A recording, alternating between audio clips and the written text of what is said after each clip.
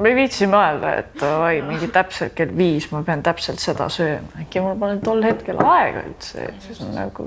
Ma söön siis, kui ma tahan. Kõik probleemid on kadunud. Söömine minu arust pidi ajus mingi õnnehormooni tootma või midagi. Näiteks kui ma olin kaitseväes, siis seal algselt ainuke positiivne asi oli see söömise aeg. Et see oli siuke alati mõnus aeg, kus said nagu korra rahulikult olla. Ma söön kogu aeg peale 6 ja ma ei tea, et ma oleks nagu mingi... Ma arvan, et see on nagu müüt, kuna siis tõesti mindi nii-öelda õigel kellaajal magama, ehk siis kell 10 magama. Nüüd ma arvan, et see kellaaeg on nihkunud siukse kella 8 peale. Ma ei tea, öösel läheb kõht tühjaks, mine tee võileiv endale. Ma arvan, et siuke 4 tundi vist võiks olla selle kõige raskema toidu korral ikka vahet enne magama minekut.